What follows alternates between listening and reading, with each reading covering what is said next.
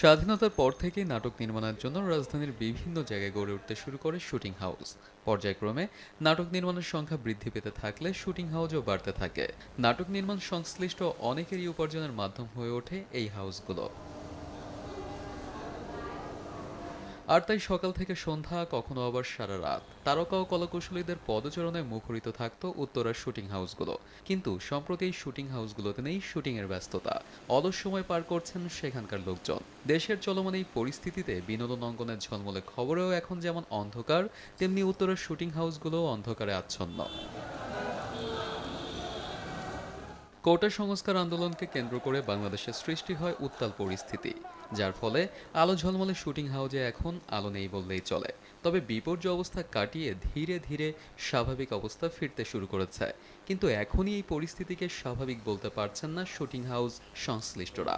এই আন্দোলনকে কেন্দ্র করে বর্তমান দেশের যে একটা খারাপ অবস্থা, দুরবস্থা, এখানে সব শুটিং হাউসেই কোনো প্রকার কোনো শুটিং হচ্ছে না প্রায় ৭-৮ দিন যাবত। প্রত্যেকটা শুটিং হাউসেই বুকিং করা ছিল, ৪ দিন ৫ দিন একটানা বুকিং করা ছিল, কিন্তু কোথাও আমরা শুটিং হচ্ছে না। আর এছাড়াও বিভিন্ন নিরাপত্তাজনিত কারণে আমরাও অনেককে না বলে দিয়েছি। এই পরিস্থিতির জন্য সব কিছু বন্ধ আছে। আর কবে শুরু হচ্ছে শুটিং এটা বলা যাচ্ছে না এক্ষুনি। এদিকে আনন্দবাড়ি শুটিং হাউসের ম্যানেজার জানান, সর্বশেষ ১৭ এবং ২৪ জুলাই নাটকের শুটিং হয় এখানে। তবে আবার কবে শুটিং করতে পারবেন সেটা নিয়ে ভুগছেন অনিশ্চয়তায়। করোনার সময়ও এমন পরিস্থিতিতে পড়তে হয়নি বলে জানান তিনি। করোনার থেকেও বেশি খারাপ যাচ্ছে এজন্যই, মানে এখন মানুষ আতঙ্কে আছে, ভয়ে আছে, বেরোতে চাচ্ছে না। সত্যি কথা বলতে আগামীতে শুটিং হাউস থাকবে কিনা তাও আমরা বলতে পারতেছি না। যদি এইভাবে চলতে থাকে আমাদের কাজের অবস্থা খুবই খারাপ, খুবই খারাপ।